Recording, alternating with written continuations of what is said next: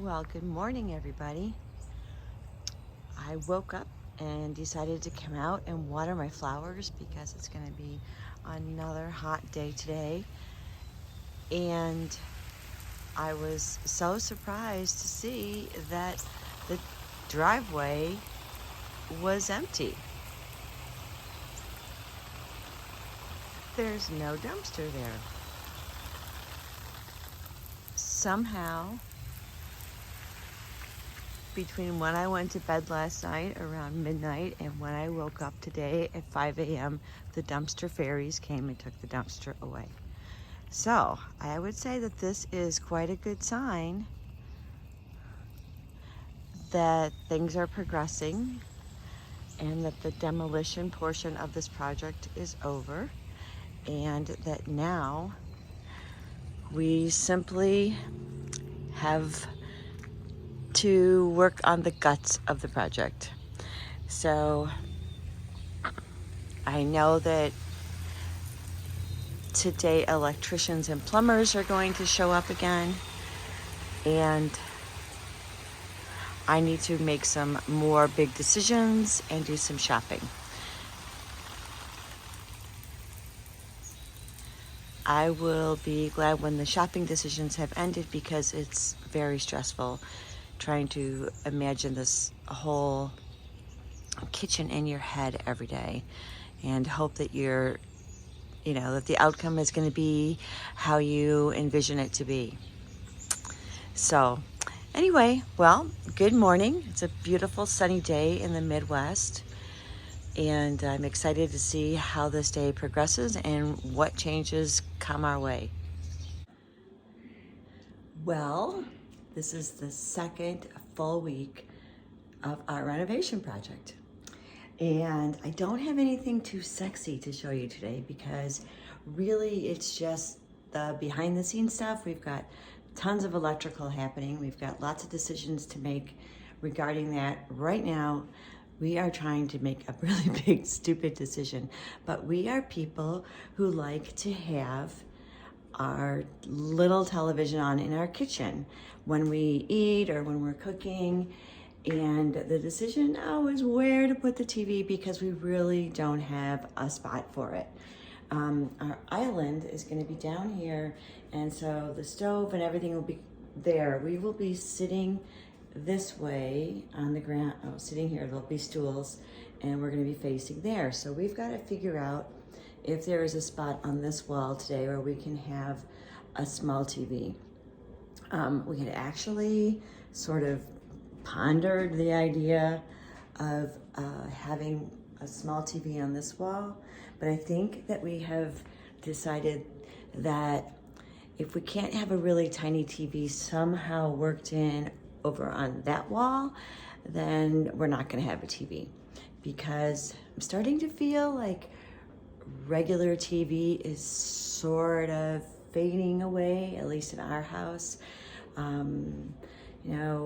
We do a lot with just online shows, and traditional TV is sort of drifting away for us. So we don't really want to make a big hole in the wall, something permanent.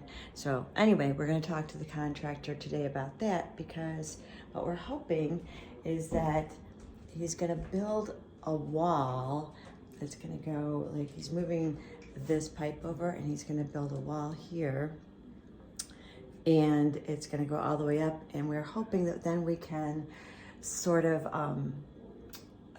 squeeze in one of those wall-mounted small TVs, and they could kind of fold in, when we're not watching it, and we could bring it out when we are watching it. So we're going to have to talk to him today to see if we can do that. If not, we're just going to have like a small iPad or something that we could just sort of use to watch things and so forth. Anyway, I did, as long as there's not a whole lot of progress and exciting, sexy things to look at here, I wanted to mention just a few quick things that I've thought of that I'd like to share with you guys. So first of all, I spent an enormous amount of time trying to find the right kitchen cabinet designs, and oh my gosh, that was just like an education in itself, because it runs the whole gamut. You can go to Home Depot and Menards and get your cabinets, which I am sure they're fine because I've had plenty of people who have done that. And I did look there. The problem was I was limited on colors because they only had specific colors, and I wanted kind of a custom color. So that just kind of, ruled that out for me there. However, I know that I've had plenty of people that I've interacted with, and they've had great experience with their kitchen design people. Okay, so then I probably went to, I don't know, maybe 9 different kitchen design places, and really it was all the way up to like super expensive and fancy, like crazy expensive, and down to the beginning stages of very basic cabinetry. I even went to an Amish cabinet maker, and I'll tell you, they came back with amazing prices and terrific products. But my particular experience with that person, he wasn't an Amish maker. He was a retailer for Amish cabinets, but really all that they did was come in and take your kitchen cabinet order. Like, they didn't do a floor plan. Well, he sort of did a floor plan, but he didn't design it. He didn't tell you what colors would be good. And my particular guy didn't give me any kind of a warranty on the cabinets. So I kind of thought like he wasn't giving me enough of what I needed, but the prices and the quality were fantastic. I also went to like lumber yards, because a lot of the lumber yards now, offer this kind of service. Also wasn't getting anything too exciting out of them. I went to a couple places that were referred to me that were, maybe an hour from our house. And they came back pretty high end, but nothing like that. The price wasn't out of our price range, but I wasn't like super blown away by their designs. And I was truly about ready to give up. And a friend of mine suggested that I contact sort of this, a local based kitchen design agency. And so I did. And as soon as we met, I immediately fell in love with her, with our particular designer from there, and we hit it off, and she right away understood the color I wanted, and she did everything in her power to help me get the color I wanted without making the cabinets be a completely, totally custom project, because once they reach that custom project, the price, it gets crazy. So she helped me pick out like a Benjamin Moore color that was closest to the color that I wanted, but that wasn't a completely custom color. So I'm happy with that. I'm concerned because I want to see what the color actually looks like. We ordered these cabinets, almost 8 months ago, and I still haven't seen them. I hear that they are at the warehouse, so I'm excited, but I'm also nervous. My thought is, what if they show up here and they're not the right color? What do we do? Because we have tile and everything, that we're buying related to the kitchen is based on that color. So, although I have great confidence in her, and I did get a swatch, a piece of a cabinet door that is representative of the color, but there's this little part of me, things can go wrong, and I haven't seen them. Just fingers crossed that the cabinets come in and that they are the color that I think that they're going to be. So, but what I really wanted to say was, when you're looking for a kitchen cabinets, I'm starting to really grasp this idea better now. Like really in the last week, like this is how behind I am on this. But you got to be careful who you hire to do this, and if their services match what you are looking for in the services that you need from them. So I guess when I hired, when you go around, a lot of these places have sort of model kitchens set up in their showroom. It gives you ideas. They have appliances in there, and you get, ooh, you know, I want this appliance, I want this appliance. They have faucets, they sell tiles. Some of them, I mean, it's pretty extreme. They have all paint colors, and you think, okay, that they are, oh, they can hardware knobs, they have all this stuff. Some of them even have showrooms or displays for like wood floors. So you think that they are like all inclusive and that they can provide you with all of these materials, and that they will design your whole kitchen for you, and that's part of the package. So that's kind of the assumption that I was under when I hired this particular kitchen design firm, because we did pick out hardware for the faucets. We did talk wood floors. We did talk about hardware for the knobs and the appliance pulls and all that. And she helped me consult with lighting and with how big the island would be and how many chairs and stools would fit there. And we've discussed tiles, and she, you know, sort of guided me on where to go, which stores to look for tiles. But in the end, she's not the one doing any of that. I am. And I guess I misunderstood. I kind of thought that she would go with me to pick out the counters, and she would go with me to pick out the tiles, you know, and that this would be a joint venture. But in my case, I'm understanding that she now simply lays out your kitchen plan, helps you really pinpoint on a very beautiful, attractive kitchen cabinet space, and make sure that it fits and works in your area, and that you get the color and the style that you want. And she kept me in budget with the cabinetry and, you know, the hood and all that. She kept me in line, but I'm on my own for the rest of it. So I truly didn't understand that until I started talking to the contractor. And I'm like, okay, well, we talked, you know, she and I had talked about the hardware that we wanted, and we had talked about the knobs, but I realized we only talked about it. She never ordered it. She wasn't going to order it on my behalf. You know, she had suggested that I go and I look at these particular tile stores.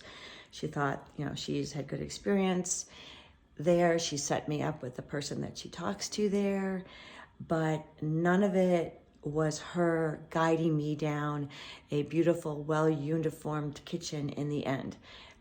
She simply is doing the kitchen cabinets.